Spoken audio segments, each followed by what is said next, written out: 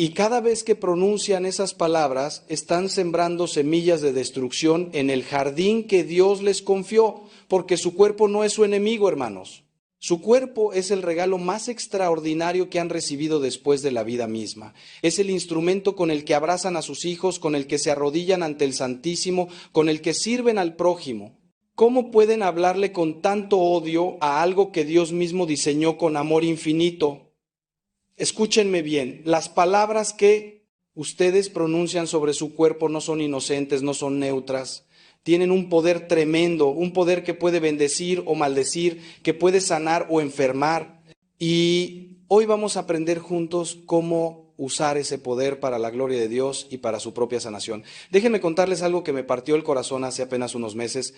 Una mujer de 52 años, madre de 3 hijos, vino a verme completamente destruida. Me dijo: padre, tengo diabetes, tengo hipertensión, mis rodillas ya no responden y siento que mi cuerpo me está traicionando. Y cuando le pregunté cómo le hablaba a su cuerpo cada mañana, se quedó en silencio. Luego, con lágrimas en los ojos, confesó: le digo que es un estorbo, que ya no sirve para nada, que me está fallando. Hermanos, ¿se dan cuenta? Esta mujer buena, esta madre dedicada, estaba pronunciando sentencias de muerte sobre sí misma cada día. Y no es la única. Millones de personas en este mundo están haciendo exactamente lo mismo sin darse cuenta de que están alimentando su propia destrucción. Pero esa mujer tuvo la valentía de escuchar, de cambiar, de aprender a hablarle a su cuerpo con las palabras de Dios, con palabras de vida. Y los resultados fueron asombrosos, no porque yo sea especial, sino porque la palabra de Dios es viva y eficaz. ¿Saben cuál es el problema fundamental de nuestra época? Que hemos olvidado que somos unidad. El mundo moderno nos ha partido en pedazos, por un lado el cuerpo, por otro el alma, por otro el espíritu. Pero eso es una mentira del enemigo, hermanos. Ustedes son una unidad maravillosa creada por Dios. Cuando su alma está enferma, su cuerpo se enferma. Cuando su espíritu está apagado, su cuerpo pierde vitalidad. Y cuando pronuncian palabras de muerte sobre su cuerpo, están hiriendo toda su persona. La Escritura nos enseña que la lengua tiene poder de vida y muerte, y quien la ama comerá de su fruto. Esto no es poesía, hermanos, esto es realidad espiritual. Sus palabras crean atmósferas. Sus palabras abren puertas al cielo o al infierno. Sus palabras pueden ser medicina o veneno. Y hoy vamos a aprender a usar nuestras palabras como medicina divina, como bálsamo de sanación para este cuerpo que Dios nos dio y que tanto necesita de nuestro amor y cuidado. Escúchenme con atención, porque lo que voy a compartirles en los próximos minutos no es teoría abstracta ni filosofía vacía. Es sabiduría que viene de la tradición de la Iglesia, de las enseñanzas de los santos, de las Escrituras y de mi propia experiencia, acompañando a personas en su camino de sanación. Vamos a descubrir juntos cómo las palabras que pronunciamos sobre nuestro cuerpo pueden activar o desactivar procesos de salud. Cómo la fe puede movilizar la química de nuestro organismo. Cómo la esperanza puede fortalecer nuestro sistema inmunológico. Porque Dios no nos creó como máquinas sin alma, hermanos. Nos creó como seres integrales donde lo espiritual afecta lo físico y lo físico refleja lo espiritual. Y si hoy están aquí escuchándome, si algo en su interior les impulsa a quedarse, es porque el Espíritu Santo quiere hacer una obra nueva en ustedes. Quiere enseñarles a amar su cuerpo como Dios lo ama, a cuidarlo como un tesoro precioso, a hablarle con palabras que traen vida, salud y esperanza. ¿Están listos para este viaje? Entonces respiren profundo, abran su corazón y permitan que la verdad de Dios penetre hasta lo más hondo de su ser. Cuando Dios creó al hombre del barro de la tierra, la Escritura nos dice algo maravilloso. Sopló en su nariz aliento de vida y el hombre se convirtió en ser viviente. ¿Se dan cuenta de la belleza de este relato? Dios no creó solo un cuerpo, no creó solo un alma, creó una unidad perfecta donde el aliento divino se une a la materia para formar algo único, algo sagrado, algo que refleja la imagen misma del Creador. Su cuerpo, hermanos, no es un accidente evolutivo, no es un conjunto casual de células. Es una obra maestra diseñada por el arquitecto del universo. Cada órgano, cada célula, cada sistema fue pensado con amor infinito y sabiduría infinita. Y cuando ustedes miran su cuerpo con desprecio, cuando le hablan con odio, están despreciando la obra de Dios, están insultando al artista divino que los formó con sus propias manos. ¿Acaso se atreverían a entrar en una catedral y escupir sobre el altar? Pues eso es exactamente lo que hacen cuando maldicen su propio cuerpo. San Francisco de Asís llamaba a su cuerpo hermano asno, con cariño y respeto, reconociendo que este cuerpo nos sirve fielmente en nuestro camino hacia Dios. No lo llamaba enemigo, no lo trataba como basura, lo reconocía como compañero de viaje, como instrumento de santificación. Y esto es lo que hemos perdido, hermanos. Hemos perdido esa relación de amistad, de respeto, de gratitud hacia nuestro propio cuerpo. Vivimos en una cultura que por un lado idolatra el cuerpo joven y perfecto y por otro lo desprecia cuando envejece o enferma. Pero ambas actitudes son erradas, ambas niegan la verdad fundamental, que nuestro cuerpo es sagrado no por su apariencia, sino por su origen divino. Cuando yo me miro al espejo no veo solo un sacerdote de 60 y tantos años con sus achaques y sus arrugas. Veo el templo donde Dios habita, veo el instrumento que Él usa para abrazar a los que sufren, para bendecir a los niños, para consolar a los afligidos. Y esa mirada lo cambia todo, hermanos, absolutamente todo. ¿Saben cuántas personas vienen a mí con enfermedades que los médicos no logran explicar del todo? Dolores crónicos, cansancio extremo, enfermedades autoinmunes donde el cuerpo literalmente se ataca a sí mismo. Y cuando profundizamos, cuando vamos al fondo del asunto, descubrimos que estas personas llevan años hablándole a su cuerpo con violencia, con rabia, con rechazo. Odio mis piernas, detesto mi estómago, maldigo este dolor. Y hermanos, esas palabras no se evaporan en el aire. Se clavan en lo más profundo del ser, se graban en la memoria celular, crean patrones de autodestrucción. La ciencia moderna está descubriendo lo que los místicos siempre supieron, que existe una conexión profundísima entre lo que pensamos, lo que sentimos, lo que decimos y lo que sucede en nuestro cuerpo. No estoy diciendo que todas las enfermedades sean psicosomáticas, eso sería una simplificación peligrosa.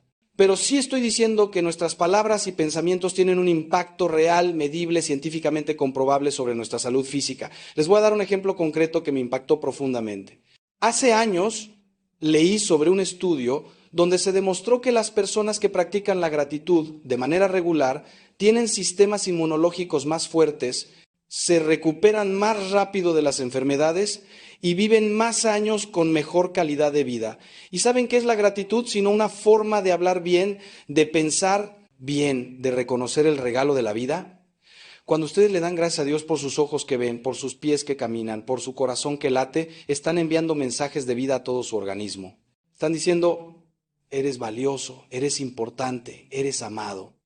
Y ese mensaje transforma la química de su cuerpo, activa procesos de sanación, fortalece sus defensas. No es magia, hermanos, es la sabiduría de Dios plasmada en nuestra propia naturaleza. Dios nos diseñó para florecer en la alabanza, para sanar en la gratitud, para fortalecernos en el amor. Y cuando vivimos en la queja, en el resentimiento, en el odio hacia nosotros mismos, estamos viviendo contra nuestra propia naturaleza, contra el diseño divino. Pero aquí viene algo que necesito que comprendan con absoluta claridad. No estoy hablando de pensamiento positivo barato, no estoy hablando de autoayuda superficial. Estoy hablando de verdad teológica profunda, de sabiduría que viene de 2000 años de tradición cristiana. Cuando los padres de la iglesia hablaban del cuerpo, lo hacían siempre en el contexto de la redención total del ser humano. Cristo no vino solo a salvar almas descarnadas, vino a redimir al hombre completo, cuerpo y alma. Por eso resucitó con su cuerpo, por eso nos promete la resurrección de la carne en el credo que rezamos cada domingo. Su cuerpo tiene un destino eterno, hermanos, no es solo polvo que vuelve al polvo. Es templo destinado a la gloria eterna. Y cuando ustedes comprenden esto, cuando esto penetra realmente en su corazón, cambia radicalmente la manera en que se relacionan con su propio cuerpo. Ya no es solo un vehículo temporal, es parte integral de su identidad eterna. Cuidarlo, sanarlo, amarlo, es un acto de fe, es una forma de honrar el plan que Dios tiene para ustedes. Ahora quiero que piensen en algo que tal vez nunca han considerado. ¿Qué palabras le dijeron a su cuerpo esta mañana cuando se levantaron? ¿Lo saludaron con amor o con queja? Le quiero que piensen en algo que tal vez le dijeron a su cuerpo. ¿Agradecieron por haber descansado o lo maldijeron por sus dolores? Porque hermanos, así como tenemos el hábito de orar por la mañana, así como saludamos a nuestros seres queridos, deberíamos tener el hábito sagrado de bendecir nuestro propio cuerpo cada día.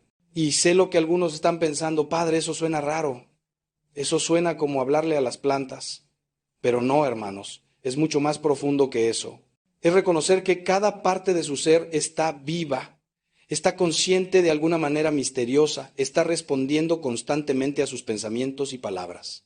Santa Teresa de Ávila decía que el cuerpo es el compañero del alma en su camino hacia Dios y que debemos tratarlo con el respeto que merece un compañero fiel. ¿Han pensado alguna vez en su cuerpo como su compañero fiel? ¿O solo lo ven como una carga, como algo que les estorba en su vida espiritual? Déjenme contarles algo de mi propia experiencia. Hubo un tiempo en mi vida sacerdotal donde descuidé completamente mi salud.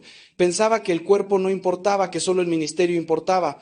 Trabajaba 18 horas al día, dormía poco, comía mal, no hacía ejercicio. Y mi cuerpo empezó a hablarme de la única manera que sabía, con enfermedad. Tuve problemas de presión, problemas digestivos, un cansancio que no se iba ni con el descanso. Y un día, postrado en mi cama de hospital, escuché claramente la voz del Señor en mi corazón. Ángel, ¿cómo pretendes servir a los demás si destruyes el templo que yo te di? Esas palabras me partieron, hermanos, me rompieron completamente. Porque tenía razón. Yo estaba siendo un mal mayordomo del regalo que Dios me había dado. Estaba tratando mi cuerpo como un enemigo, como algo que debía someter y controlar, en lugar de tratarlo como lo que es, un aliado sagrado en mi misión. Desde ese día cambié radicalmente mi relación con mi cuerpo. Empecé a hablarle con amor, a agradecerle, a cuidarlo como cuido las cosas que más valoro. Cada mañana cuando me levanto hago algo muy sencillo pero muy poderoso. Pongo mis manos sobre mi pecho y digo, gracias Padre por este cuerpo que me diste. Gracias por mi corazón que late fielmente, por mis pulmones que respiran, por mis ojos que contemplan tu creación. Bendigo cada célula de mi cuerpo en el nombre de Jesús. Declaro que este es templo del Espíritu Santo y que ninguna enfermedad, ningún dolor tiene la última palabra sobre mí, porque tú eres mi sanador. Y hermanos, esto no es una oración mágica, no es un conjuro. Es una declaración de fe, es una forma de alinear mi ser completo con la verdad de Dios. Y he visto los frutos en mi propia vida, más energía, mejor salud, una paz profunda en medio de las dificultades. Porque cuando ustedes bendicen su cuerpo, cuando le hablan con palabras de vida, están cooperando con la gracia de Dios, están abriendo canales para que su poder sanador fluya en ustedes. Y esto es lo que quiero enseñarles hoy. Cómo abrir esos canales, cómo convertirse en colaboradores de su propia sanación. Porque miren, hermanos, Dios quiere sanarlos, pero necesita su cooperación. Él respeta profundamente su libertad, respeta sus elecciones, incluyendo las palabras que eligen pronunciar sobre ustedes mismos. Si todos los días se levantan maldiciendo su cuerpo, cerrando las puertas a la esperanza, ¿cómo puede Dios trabajar en ustedes? Es como si estuvieran construyendo muros contra su gracia. Pero cuando ustedes abren su boca para bendecir, para agradecer, para declarar las promesas de Dios sobre su vida, están abriendo ventanas al cielo, están creando espacio para el milagro. Y los milagros no siempre son instantáneos, no siempre son espectaculares. A veces el milagro es levantarse con un poco menos de dolor, es recuperar el apetito, es dormir profundamente después de meses de insomnio. Esos pequeños milagros son semillas de sanación que Dios planta en ustedes cuando ustedes preparan la tierra con sus palabras de fe. ¿Están preparando la tierra o la están llenando de piedras y espinos con sus quejas y maldiciones? Ahora permítanme llevarlos un poco más profundo en esta reflexión. En el Evangelio de Juan, Jesús dice algo extraordinario. El que cree en mí, las obras que yo hago, él también las hará. ¿Se dan cuenta del poder de esta promesa? Jesús sanó enfermos, devolvió la vista a los ciegos, hizo caminar a los paralíticos, y nos dice que nosotros también podemos participar de esa obra sanadora. ¿Cómo? Primero, creyendo. Segundo, hablando con autoridad. Tercero, actuando en consecuencia. Cuando ustedes le hablan a su cuerpo con fe, con autoridad, diciendo, en el nombre de Jesús declaro sanación sobre mis rodillas, no están inventando nada nuevo. Están ejerciendo la autoridad que Cristo les dio como hijos de Dios. Están usando el poder de la palabra que es viva y eficaz. Y hermanos, he visto esto funcionar innumerables veces, no en todos los casos, porque el misterio del sufrimiento existe y debemos abrazarlo también. Pero en muchísimos casos he visto cómo la fe hablada, la fe declarada, produce frutos reales de sanación. Hay una mujer en mi parroquia que sufría de artritis severa en las manos. Los médicos le habían dicho que era degenerativa, que solo empeoraría con el tiempo. Ella vino a mí desesperada preguntándome si Dios la había abandonado. Y le dije, hermana, Dios no te ha abandonado, pero tú has abandonado la esperanza. ¿Qué le dices a tus manos cada día? Y ella confesó que las maldecía, que les decía que eran inútiles, que ya no servían. Entonces le enseñé a hacer algo diferente. Cada noche, antes de dormir, debía ungir sus manos con aceite bendito y decirles, manos mías, ustedes han trabajado fielmente por mí durante 50 años. Las bendigo, les agradezco y declaro en el nombre de Jesús que la sanación viene sobre ustedes. Son manos ungidas para servir, para abrazar, para bendecir. Al principio se sentía tonta, me lo confesó después, pero persistió. Y hermanos, en 6 meses el dolor había disminuido en un 70%. Los médicos no podían explicarlo.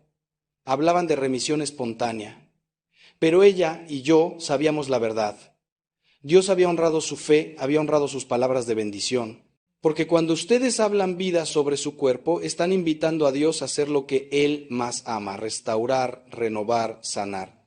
Pero escúchenme bien, porque quiero ser absolutamente claro en esto. No estoy prometiéndoles que si hablan bonito a su cuerpo todos los males desaparecerán. No soy un charlatán que vende ilusiones baratas. Soy un sacerdote que conoce el misterio de la cruz, que sabe que el sufrimiento tiene un lugar en el plan de Dios. Hay santos que vivieron toda su vida con enfermedades terribles y las ofrecieron como sacrificio redentor. Hay personas que llevan su cruz con una gracia que parte el alma y nos enseña más sobre Dios que 1000 sermones. Lo que les estoy diciendo es que ustedes tienen una responsabilidad, no añadir sufrimiento innecesario con sus palabras destructivas. Ya bastante difícil es vivir con una enfermedad crónica como para además estar todo el día hablándole a su cuerpo con odio y desesperanza. Su trabajo es confiar, bendecir, agradecer y dejar los resultados en las manos de Dios. Tal vez Él los sane completamente, tal vez les dé gracia para llevar su cruz con dignidad, tal vez use su enfermedad para tocar otras vidas, pero en cualquier caso sus palabras deben ser palabras de vida, de fe, de esperanza, porque esas palabras los sostienen en el camino, los fortalecen en la batalla, los conectan con el corazón mismo de Dios. Y ahora pregúntense algo importante. ¿Cómo hablarían de una persona que aman profundamente? ¿Verdad que solo dirían cosas buenas? ¿Verdad que resaltarían sus virtudes? ¿Verdad que los defenderían contra cualquier ataque? Entonces, ¿por qué no hacen lo mismo con su propio cuerpo? ¿Por qué permiten que su lengua sea el peor enemigo de su propia carne? Santiago dice en su carta que la lengua es un fuego, un mundo de maldad que contamina todo el cuerpo, pero también puede ser fuente de bendición, de sanación, de vida. Ustedes eligen cada día qué tipo de lengua van a tener. Y les digo con toda la autoridad de mi ministerio, elijan bendecir, elijan hablar vida, elijan ser aliados de su propio cuerpo en lugar de enemigos. Porque en esa elección está la diferencia entre vivir en guerra constante con ustedes mismos o vivir en la paz que Cristo promete, esa paz que sobrepasa todo entendimiento y que guarda sus corazones, sus mentes y sí, también sus cuerpos. Les he hablado de la importancia de bendecir el cuerpo, de hablarle con amor y gratitud. Pero ahora quiero ir más profundo todavía, quiero tocar algo que tal vez nunca nadie les ha enseñado, la necesidad de pedir perdón a su propio cuerpo. Sí, hermanos, así, como escuchan. Muchos de ustedes necesitan arrodillarse ante Dios y pedirle perdón por cómo han tratado ese templo sagrado que Él les confió. ¿Cuántos años llevan maltratándolo con excesos, con vicios, con descuido?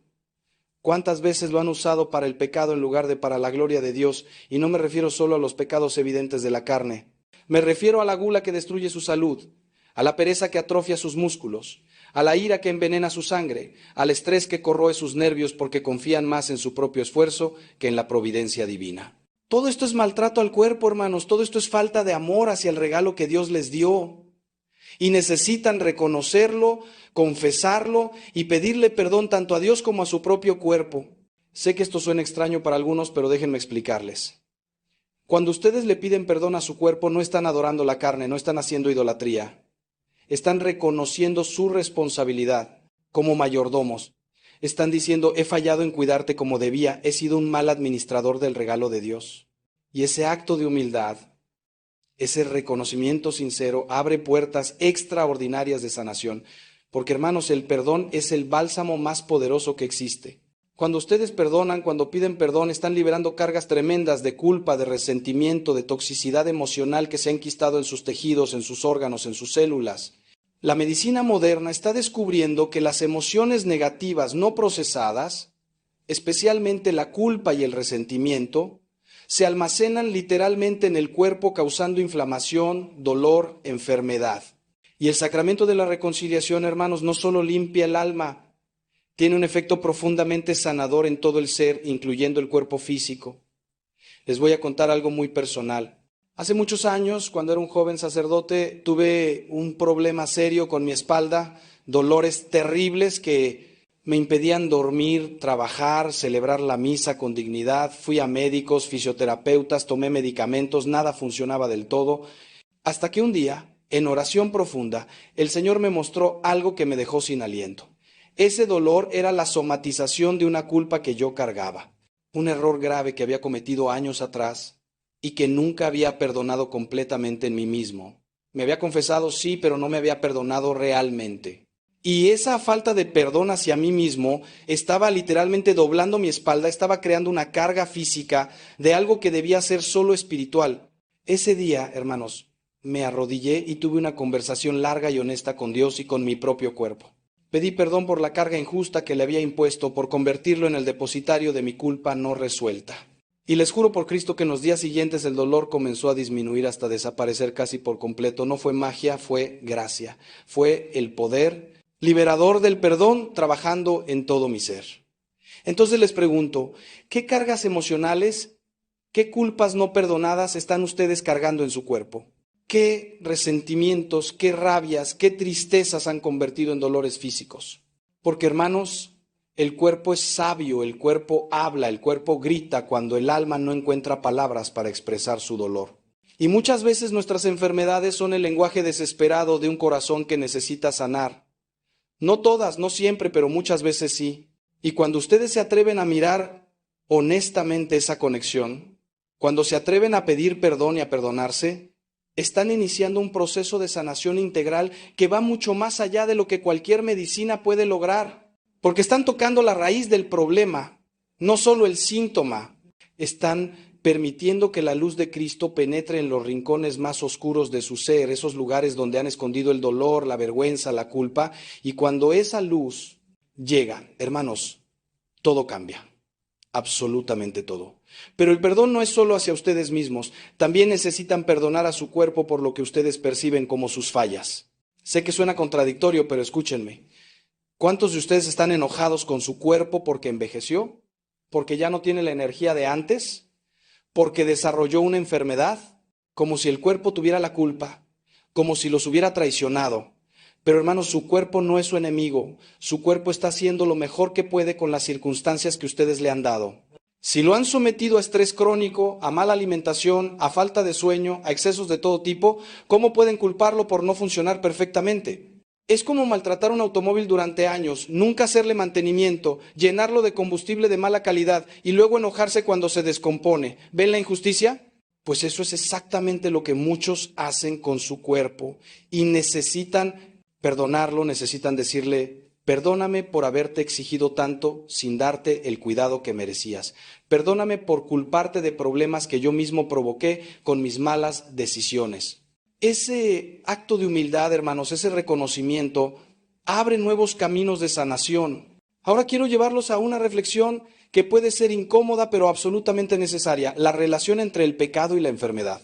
No estoy diciendo que toda enfermedad venga del pecado personal, eso sería una herejía y una crueldad. Hay enfermedades que son simplemente parte de vivir en un mundo caído. Hay enfermedades genéticas, hay accidentes, hay misterios que solo Dios comprende. Pero también es verdad que ciertos patrones de pecado, ciertos estilos de vida contrarios a la ley de Dios, tienen consecuencias físicas directas. La promiscuidad trae enfermedades, la gula trae obesidad y diabetes, la ira crónica trae problemas cardíacos, la envidia y el resentimiento envenenan todo el organismo. Esto no es juicio moral, hermanos, es simple causa y efecto. Dios no nos da mandamientos para fastidiarnos, nos los da porque conoce perfectamente cómo funciona la naturaleza humana que Él mismo diseñó. Cuando vivimos según su diseño, florecemos. Cuando vivimos contra su diseño, nos marchitamos. Es así de sencillo y así de serio. He tenido personas en el confesionario que me dicen, padre, no entiendo por qué Dios permite que esté tan enfermo. Y cuando empezamos a profundizar en su vida, descubrimos patrones de pecado que llevan años, décadas incluso, adicciones, relaciones destructivas, odios guardados como tesoros, vidas enteras vividas en rebeldía contra Dios. Y hermanos, no es que Dios los esté castigando enviándoles enfermedades, es que ellos mismos han elegido vivir de maneras que naturalmente conducen a la destrucción física, emocional y espiritual. Es como si alguien se pasara la vida golpeándose la cabeza contra una pared y luego se quejara de que Dios le dio dolor de cabeza. ¿Ven la desconexión? Dios nos ha dado libre albedrío y ese libre albedrío incluye la capacidad de hacernos daño a nosotros mismos. Y cuando nos hacemos daño, Él sufre con nosotros, nos llama a la conversión, nos ofrece su gracia sanadora, pero necesitamos reconocer nuestra responsabilidad. Necesitamos arrepentirnos, necesitamos cambiar. Por eso el sacramento de la reconciliación es tan poderoso, hermanos. No es solo un ritual vacío, no es solo decir palabritas al cura. Es un encuentro real con el Cristo sanador. Es la oportunidad de presentarle todas nuestras heridas, todas nuestras culpas, todos los daños que hemos infligido a nuestro cuerpo y alma. Y Él, en su infinita misericordia, nos limpia, nos renueva, nos da la fuerza para empezar de nuevo. Yo les pregunto, ¿cuánto tiempo llevan sin confesarse? ¿Cuántas cargas están arrastrando que podrían dejar a los pies de la cruz? Porque, hermanos, mientras no se liberen de esas cargas espirituales, su cuerpo seguirá somatizándolas, seguirá expresándolas en forma de dolor, de enfermedad, de sufrimiento. Pero cuando se confiesan sinceramente, cuando reciben la absolución, algo real sucede en todo su ser. No es psicológico solamente, es ontológico. Ustedes cambian, son renovados, la gracia de Dios fluye en ustedes de manera nueva. Y esa gracia trae consigo poder sanador para todo su ser. Déjenme ser muy práctico ahora. Si están luchando con alguna enfermedad, con algún dolor crónico, con algún problema de salud que no encuentra solución, les invito a hacer un examen de conciencia profundo. Pregúntense, ¿hay algún pecado habitual en mi vida que podría estar contribuyendo a esto? ¿Hay algún resentimiento que necesito soltar? ¿Hay algún perdón que necesito dar o recibir? ¿Hay algún cambio de vida que Dios me está pidiendo y yo estoy resistiendo? Y sean honestos con ustedes mismos, brutalmente honestos, porque la verdad, aunque duela, es lo único que los hará libres. Y cuando identifiquen esas áreas de pecado, de resistencia, de desobediencia a Dios, no se hundan en la culpa es del demonio, hermanos. Lo que Dios quiere es arrepentimiento, que es diferente. El arrepentimiento dice, me equivoqué, lo reconozco, quiero cambiar, necesito tu ayuda. Y cuando ustedes vienen ante Dios con ese corazón contrito, Él nunca, jamás los rechaza. Al contrario, los abraza, los restaura, los renueva.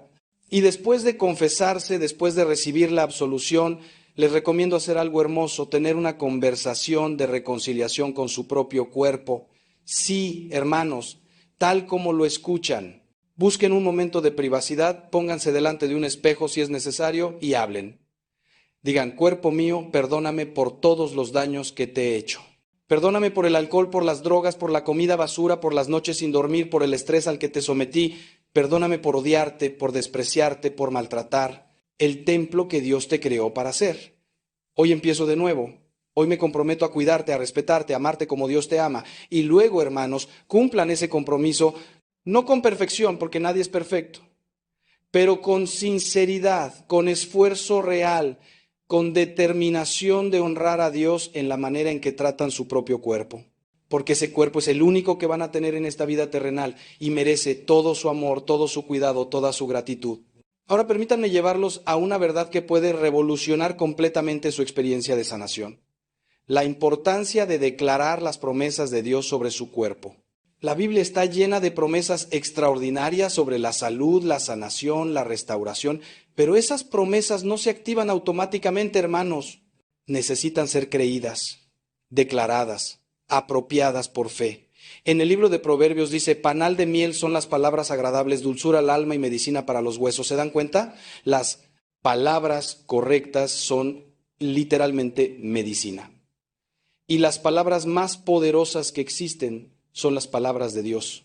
Cuando ustedes toman un versículo de la Biblia que habla de sanación y lo declaran sobre su vida, sobre su cuerpo, no están haciendo magia. Están ejerciendo fe en las promesas de Dios, están alineando su realidad con la voluntad divina. Y eso, hermanos, tiene un poder tremendo, un poder que transforma situaciones, que abre puertas, que trae el cielo a la tierra.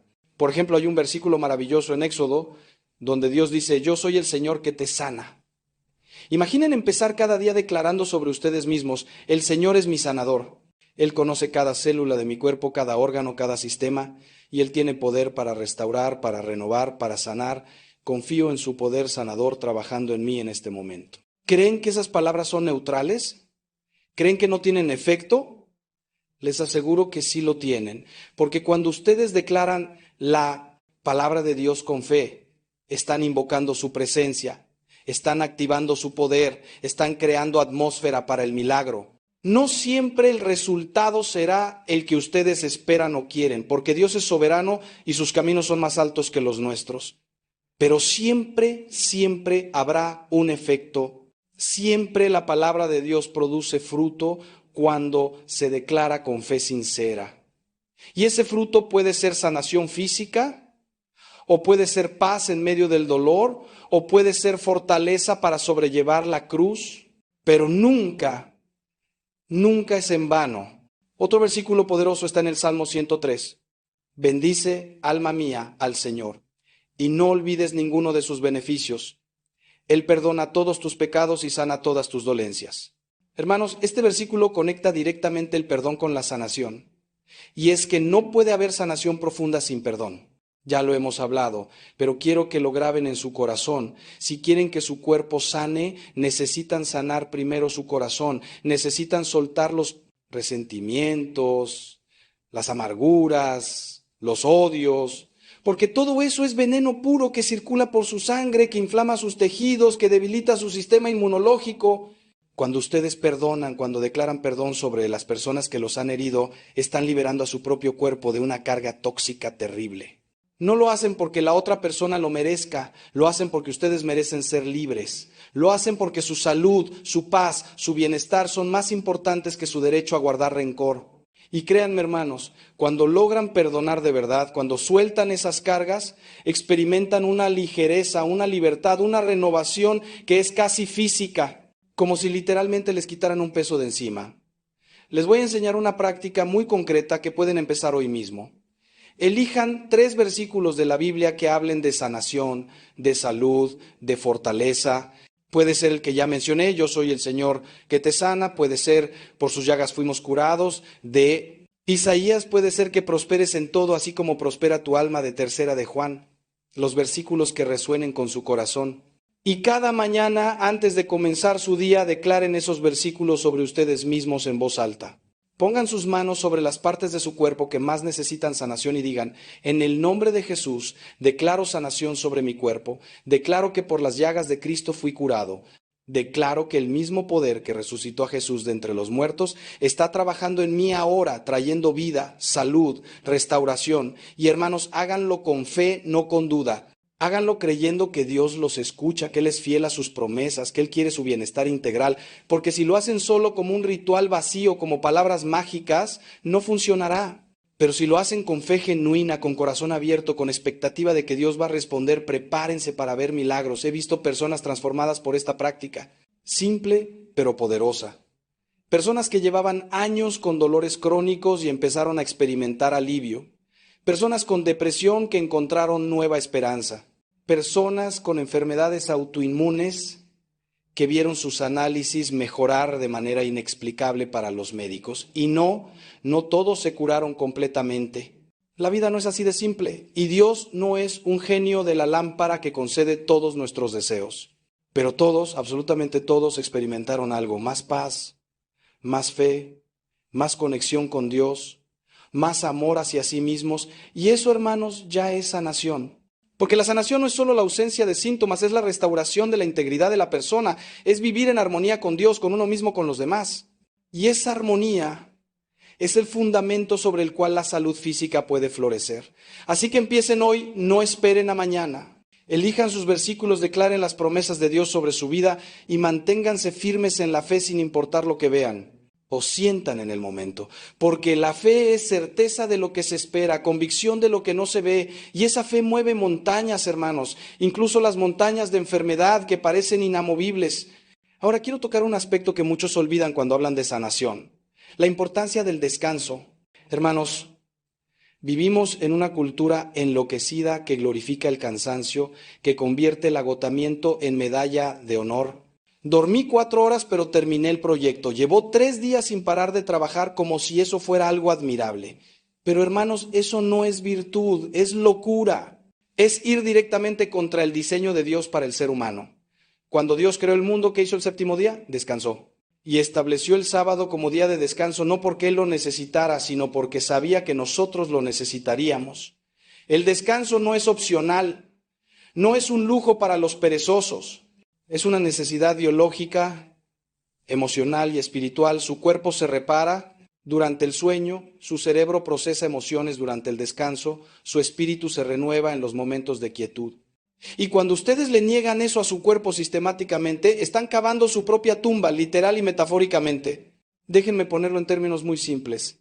Si quieren que su cuerpo se sane, necesitan darle tiempo para hacerlo, y ese tiempo es el tiempo de descanso. No pueden estar constantemente activados, constantemente en modo de estrés, constantemente corriendo de un lado a otro y esperar que su cuerpo se regenere. Es imposible. Es como pretender que un automóvil se repare solo mientras lo siguen manejando a toda velocidad. Necesitan parar, necesitan bajar la velocidad, necesitan crear espacios de quietud donde el poder sanador de Dios pueda trabajar en ustedes. Y sé que muchos me dirán, Padre, pero es que tengo tantas responsabilidades, tantas cosas que hacer. Lo sé, hermanos, lo entiendo. Pero les pregunto, ¿de qué sirve que hagan 1000 cosas si al final colapsan? ¿De qué sirve que trabajen sin parar si terminan en un hospital? Su primera responsabilidad es cuidar el templo que Dios les dio. Todo lo demás viene después.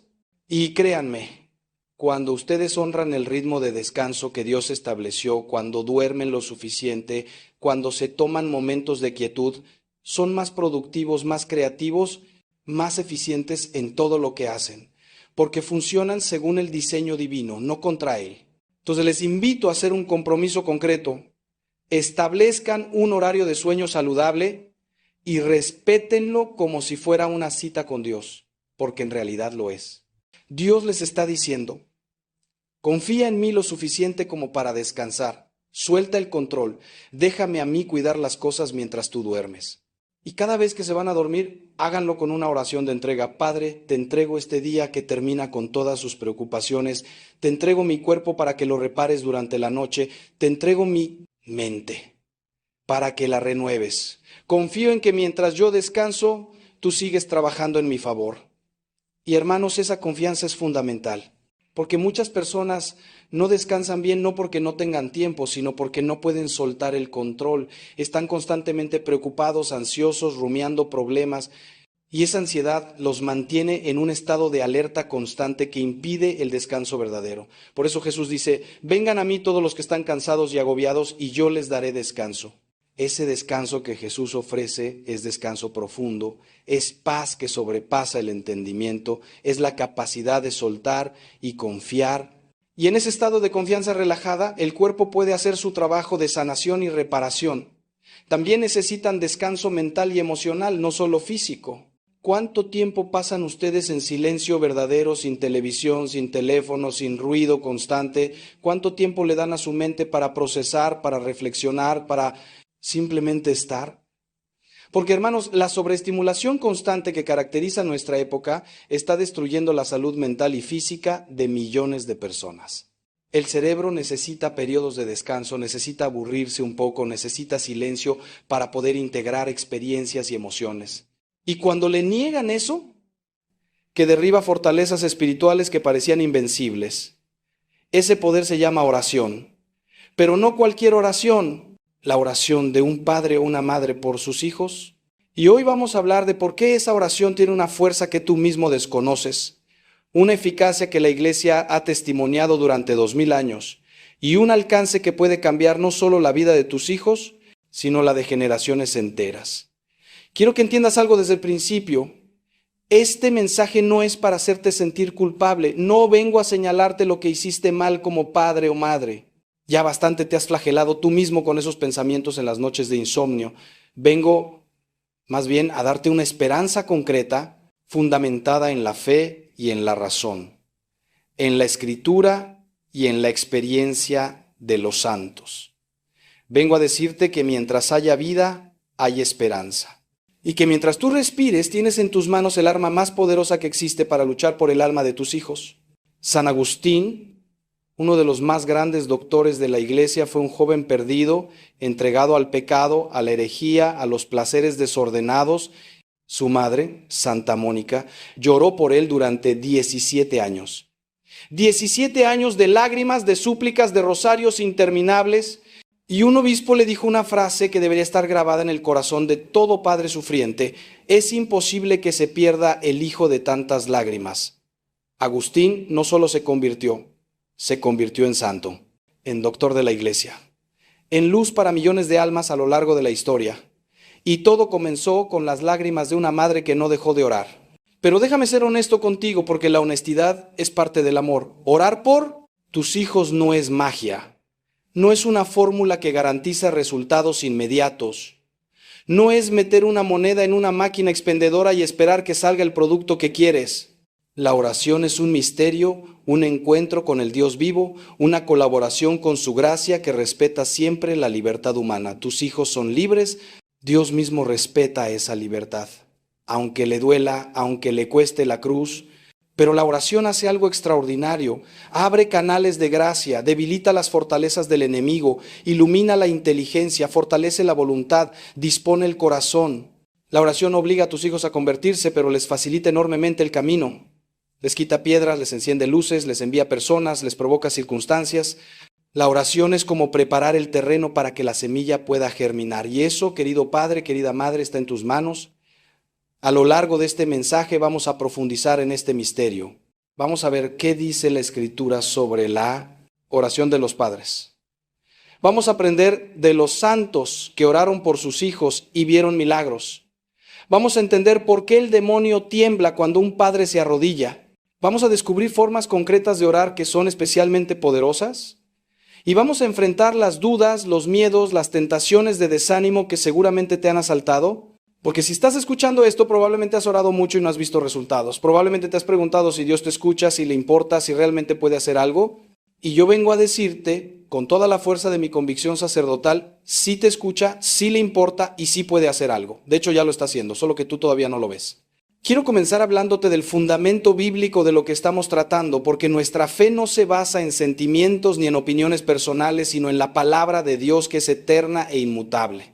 En el libro de Job, ese hombre justo que sufrió tanto, encontramos un detalle que a menudo pasa desapercibido. Job tenía hijos y la Escritura nos dice que cada vez que sus hijos celebraban fiestas, él se levantaba temprano y ofrecía holocaustos por cada uno de ellos. ¿Por qué? El texto lo explica con las propias palabras de Job.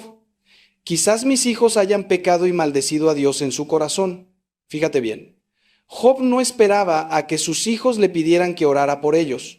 No esperaba ver signos evidentes de pecado. Él oraba preventivamente, protectoramente, constantemente. Ofrecía sacrificios por la posibilidad de que hubieran ofendido a Dios incluso en su interior, en sus pensamientos, en sus intenciones.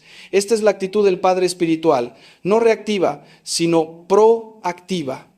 No esperar a que el incendio arrase la casa, sino mantener siempre los extinguidores listos y el sistema de alarma funcionando. Y hay algo más profundo todavía en este pasaje. Job actuaba como sacerdote de su familia. En el Antiguo Testamento, antes de la institución del sacerdocio levítico, el padre de familia ejercía funciones sacerdotales.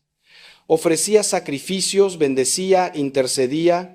Y aunque hoy tenemos el sacerdocio ministerial instituido por Cristo, los padres conservan una participación en el sacerdocio común de los fieles que el bautismo nos confiere.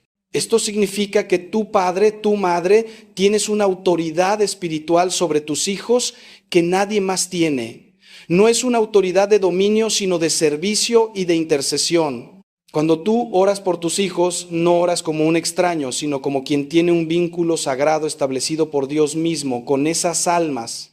Y ese vínculo hace que tu oración tenga un peso, una urgencia, una eficacia particular ante el trono de la gracia. El Nuevo Testamento confirma y profundiza esta realidad. En el Evangelio de Marcos, capítulo 9, encontramos la historia de un padre desesperado que trae a su hijo poseído por un espíritu mudo ante Jesús. Los discípulos no habían podido expulsarlo. El padre, con una mezcla de fe y duda que seguramente tú conoces bien, le dice a Jesús: si puedes hacer algo, ten compasión de nosotros y ayúdanos. Y Jesús le responde con esa frase que debería grabarse en tu corazón: sí puedes, todo es posible para el que cree. El padre entonces pronuncia una de las oraciones más hermosas y honestas de toda la Escritura: creo, Señor, pero ayuda a mi incredulidad. Y Jesús sana al muchacho. ¿Qué nos enseña esto? Que no necesitas una fe perfecta para que tu oración sea eficaz. Que puedes ir a Jesús con tu fe frágil, con tus dudas, con tu cansancio, y Él actuará. Que lo importante no es la cantidad de tu fe, sino el objeto de tu fe, Jesucristo, para quien todo es posible. Pero hay otro detalle en este pasaje que es crucial. Cuando los discípulos le preguntan a Jesús en privado por qué ellos no pudieron expulsar al demonio, Él les dice: esta clase solo puede salir con oración y ayuno. Aquí, Jesús nos revela que hay batallas espirituales que requieren un esfuerzo particular, una intensidad especial en la oración, un sacrificio añadido como el ayuno. Si tu hijo está atrapado en una adicción, en una ideología destructiva, en una relación que lo está hundiendo, en una rebeldía que lo aleja de Dios y de ti, no basta con rezar una Ave María de vez en cuando. Necesitas entrar en batalla. Necesitas armarte con las armas que Cristo mismo te indica: oración intensa, perseverante, confiada y ayuno. El ayuno no es solo privarte de comida. Puedes ayunar de televisión, de redes sociales, de comodidades, de quejas. El ayuno es decirle a Dios con tu cuerpo: esto me importa tanto que estoy dispuesto a sufrir por ello. Y ese lenguaje Dios lo entiende perfectamente. Piensa también en la viuda de Naín, cuyo hijo único había muerto y lo llevaban a enterrar. Jesús, al verla, se conmovió y le dijo: no llores, y tocó el féretro y dijo: joven, a ti te digo, levántate. Y el muerto se incorporó y comenzó a hablar. Y Jesús se lo entregó a su madre. Esta escena es una imagen perfecta de lo que Dios quiere hacer con tus hijos. Quizás están muertos espiritualmente. Quizás los llevas en tu corazón como en un féretro camino al sepulcro de la desesperanza. Pero Jesús puede tocar ese féretro. Jesús puede decirle a tu hijo, a tu hija: levántate, y puede devolvértelo vivo, restaurado, transformado. Tu oración es lo que pone a tu hijo en el camino de Jesús. Tu oración es lo que hace que Jesús se fije en él, se conmueva, actúe. Nunca subestimes el poder de una madre que llora, de un padre que suplica. Esas lágrimas son vistas por Dios, esas súplicas son escuchadas. Y en el momento preciso que solo Él conoce, Él actuará. Ahora quiero que nos detengamos a considerar algo que quizás te incomode, pero que necesitas escuchar. La oración por tus hijos comienza con tu propia conversión. No puedes dar lo que no tienes. No puedes transmitir una fe que no vives. No puedes pedir a Dios que transforme a tus hijos si tú mismo te niegas a ser transformado. Esto no significa que tengas que ser perfecto para orar eficazmente. Ya vimos que el padre del muchacho poseído tenía una fe mezclada con dudas. Pero sí significa que tu oración debe ir acompañada de un esfuerzo sincero por vivir lo que profesas, por crecer en santidad, por eliminar de tu vida lo que ofende a Dios. San Juan Crisóstomo decía que los hijos son como espejos, reflejan lo que ven en sus padres. Si ellos ven en ti incoherencia, si ven que hablas de Dios pero vives como si no existiera, tu testimonio se debilita y tu oración pierde fuerza. Pero si ven en ti una lucha sincera por ser mejor, aunque caigas, aunque te equivoques, eso les habla más fuerte que 1000 sermones. Hay una frase del Papa Francisco que me parece muy iluminadora. Él dijo que los padres deben tener la humildad de pedir perdón a sus hijos cuando se equivocan. Esto es revolucionario. Esto rompe con la idea del padre autoritario que nunca admite errores, pero es profundamente evangélico. Cuando tú le pides perdón a tu hijo por haberle gritado, por haberle fallado, por no haber estado presente cuando te necesitaba, le estás enseñando algo que ningún libro puede enseñar: que todos somos pecadores necesitados de misericordia, y que la grandeza no está en no caer, sino en levantarse con humildad. Y esa humildad, querido amigo, querida amiga, es el terreno donde la gracia de Dios obra maravillas. Un padre orgulloso que nunca admite sus fallos construye un muro entre él y sus hijos y también entre su oración y el cielo. Un padre humilde que reconoce su debilidad abre las compuertas de la misericordia divina. Pero la conversión personal no se limita a reconocer pecados pasados. Incluye también una revisión de cómo oras. Muchos padres oran por sus hijos, pero oran mal. Oran con ansiedad en lugar de con confianza. Oran dictándole a Dios ¿qué tiene que hacer? En lugar de abandonarse a su voluntad.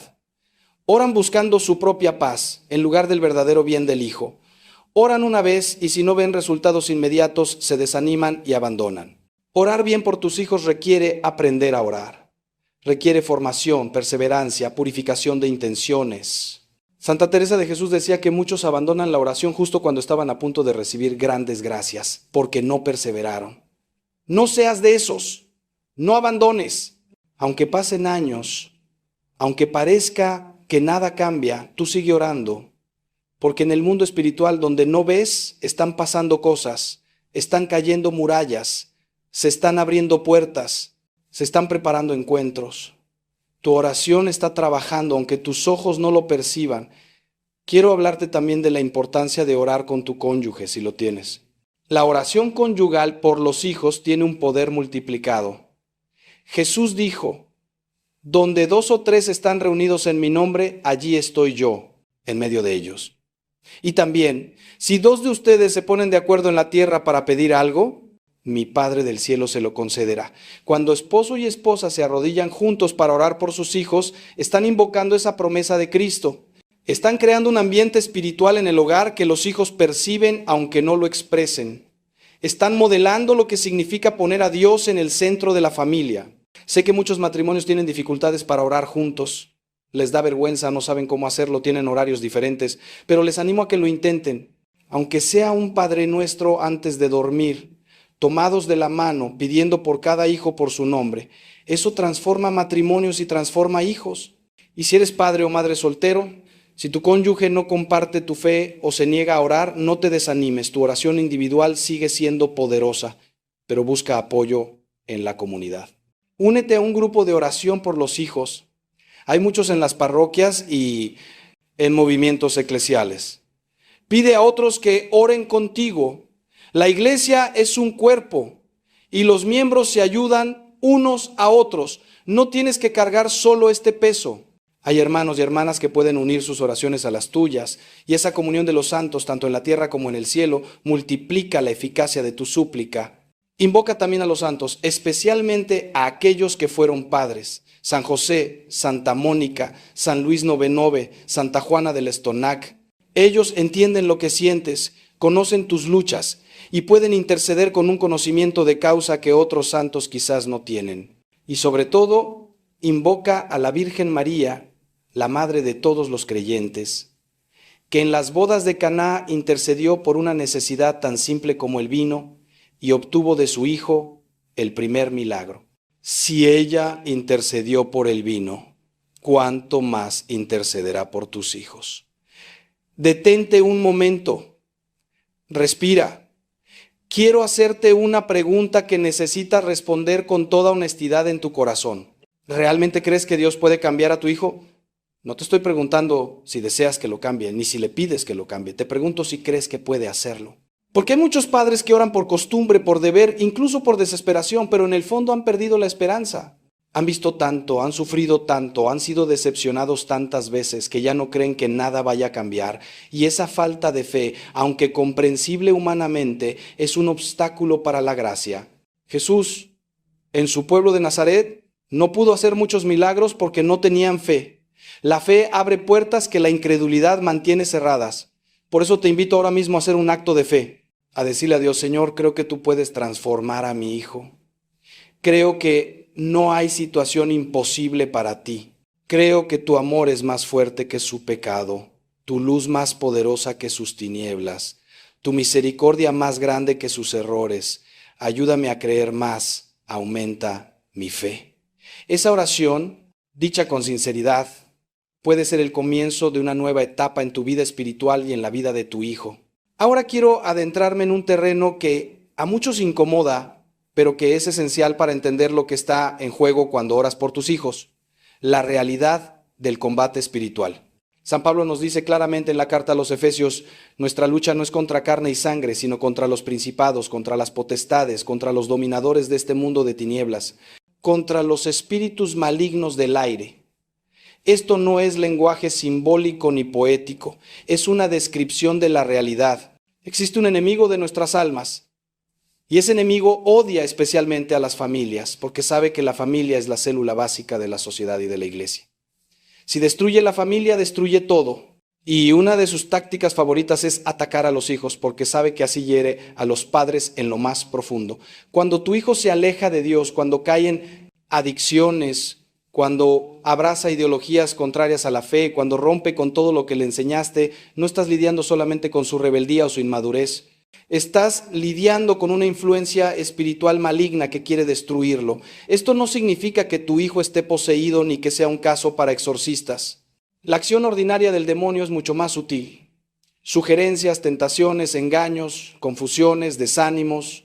Él le susurra a tu hijo que la fe es para débiles, que la moral católica es represiva, que la felicidad está en el placer, el dinero, el poder. Y si tu hijo no tiene defensas espirituales y nunca aprendió a discernir, si está espiritualmente anémico, esas sugerencias encuentran terreno fértil.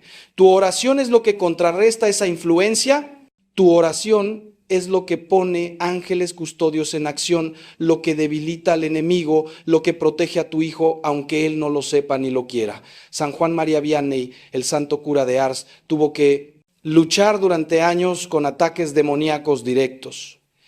El demonio lo llamaba el devorador de patatas y hacía ruidos terribles en su casa por las noches, pero el santo no se amedrentaba. Sabía que esos ataques eran señal de que su ministerio estaba dando fruto. Decía, cuando el demonio está furioso es porque estamos haciendo algo bien. Aplica esto a tu oración por tus hijos.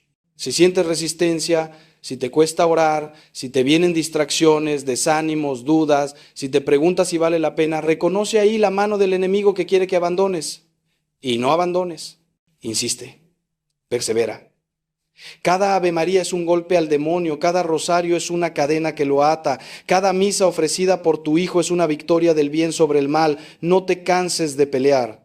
La batalla es real, pero también lo es la victoria de Cristo, que ya derrotó al demonio en la cruz. Hay oraciones específicas que son especialmente poderosas en este combate. La oración a San Miguel Arcángel, que pide su defensa contra las maldades y acechanzas del demonio. El rosario que San Pío de Pietrelcina llamaba el arma más poderosa, la coronilla de la divina misericordia con su súplica de misericordia para el mundo entero. Las letanías de los santos, que invocan a todo el ejército celestial. Y sobre todo, la Santa Misa, que es la renovación incruenta del sacrificio de la cruz, el acto de culto más perfecto y más poderoso que existe. Ofrece misas por tus hijos. Pide a tu párroco que celebre intenciones especiales por ellos. Cuando asistas a misa, pon a tus hijos en la patena junto con el pan, en el cáliz junto con el vino, para que sean transformados con Cristo y ofrecidos al Padre. Eso tiene un valor infinito porque es el valor mismo de la sangre de Cristo derramada por la salvación. Otro aspecto del combate espiritual que debes conocer es la importancia de la bendición paterna. En la tradición judía, la bendición del Padre era un acto de enorme trascendencia. Piensa en Isaac bendiciendo a Jacob, en Jacob bendiciendo a sus 12 hijos. Esa bendición no era solo un buen deseo, era una transmisión de gracia, una palabra eficaz que configuraba el destino del bendecido. En la tradición católica conservamos eso en la bendición que los padres pueden dar a sus hijos. No necesitas ser sacerdote para bendecir a tus hijos. En virtud de tu bautismo y de tu paternidad o maternidad, puedes y debes bendecirlos. Hazlo cada noche antes de que duerman si son pequeños. Hazlo cuando salgan de casa aunque sean adultos. Hazlo incluso en la distancia. Si no están contigo, extiende tu mano hacia donde estén y pronúnciala. Di que Dios te bendiga y te guarde, que haga brillar su rostro sobre ti y te conceda su favor, que vuelva su rostro hacia ti y te dé la paz. O simplemente haz la señal de la cruz sobre su frente diciendo, en el nombre del Padre y del Hijo y del Espíritu Santo. Esa bendición tiene poder. Ese gesto está respaldado por el cielo. Y aunque tu hijo no crea, aunque se ría, aunque lo rechace, la bendición hace su trabajo en el mundo espiritual. Ahora necesito hablarte de algo que quizás sea lo más difícil de todo este mensaje, la aceptación del tiempo de Dios. Vivimos en una cultura de la inmediatez, donde queremos todo rápido, comida rápida, internet rápido, soluciones rápidas y trasladamos esa mentalidad a la oración. Oramos hoy y queremos resultados mañana. Y cuando no los vemos, pensamos que la oración no funciona, que Dios no escucha, que es inútil seguir insistiendo, pero el tiempo de Dios no es el nuestro. Isaías lo dice claramente: mis pensamientos no son sus pensamientos, ni sus caminos son mis caminos. Así como el cielo es más alto que la tierra, así mis caminos son más altos que sus caminos y mis pensamientos más que sus pensamientos. Santa Mónica oró por su hijo Agustín durante 17 años. 17 años, ¿te imaginas? Año tras año, viendo a su hijo hundirse más en el pecado, en la herejía, en el desorden, año tras año, orando, llorando, suplicando. Probablemente hubo momentos en que pensó que todo era inútil, que Agustín estaba perdido para siempre, que sus oraciones se perdían en el vacío, pero no abandonó. Y cuando Agustín finalmente se convirtió a los 33 años, no solo se convirtió radicalmente, totalmente, definitivamente. Se hizo sacerdote, obispo, doctor de la iglesia, escribió obras que todavía hoy iluminan a millones, fue un gigante de la fe. Y todo ese fruto estaba contenido en las lágrimas de su madre, como la encina está contenida en la bellota. Aquellos 17 años no fueron tiempo perdido. Fueron tiempo de preparación, de maduración, de acumulación de gracia, que finalmente se derramó como un torrente incontenible. Quizás tú llevas años orando y no ves cambios. Quizás la situación incluso ha empeorado. Quizás ya no sabes qué más hacer. Déjame decirte algo: Dios no es indiferente a tu dolor. Dios no está jugando contigo ni probando cuánto puedes aguantar. Dios está trabajando de maneras que tú no puedes ver, preparando cosas que tú no puedes imaginar. Cada oración tuya es una semilla plantada y las semillas necesitan tiempo bajo tierra, en la oscuridad, antes de brotar. El agricultor no desentierra la semilla cada día para ver si ya creció. Confía en el proceso y espera. Así tú. Confía y espera. Lo que no puedes ver está sucediendo. Lo que no puedes imaginar está preparándose. Y cuando llegue el momento de Dios, que no es tu momento, pero es el momento perfecto, verás la cosecha y entenderás que cada oración valió la pena. Hay un texto del profeta Habacuc que siempre me ha impactado. El profeta le reclama a Dios: ¿hasta cuándo, Señor, pediré auxilio sin que me escuches? Clamaré a ti por la violencia sin que me salves. Y Dios le responde: escribe la visión, grábala en tablillas para que pueda leerse de corrido. La visión espera su momento, se acerca a su cumplimiento y no fallará. Si parece que tarda, espérala porque vendrá sin falta. Dios no promete que responderá inmediatamente. Promete que responderá sin falta. La visión, el cumplimiento de tu oración tiene un momento designado que no conoces, pero que está fijado en la sabiduría eterna de Dios. Tu trabajo es seguir orando, seguir confiando, seguir esperando. Y cuando llegue el cumplimiento será tan claro, tan pleno, tan hermoso, que toda la espera quedará justificada. Mientras tanto, aprende a encontrar paz en medio de la incertidumbre. Esto es clave. No puedes vivir en angustia permanente mientras esperas la conversión de tu hijo. Eso te destruirá a ti y no ayudará a nadie. La paz no es resignación pasiva ni indiferencia.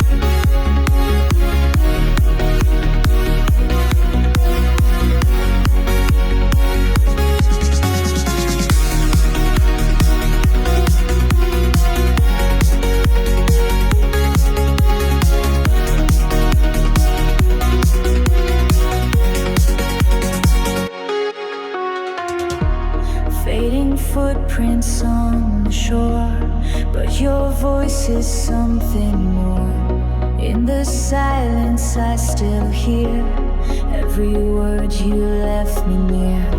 Hearts in motion, lost in time.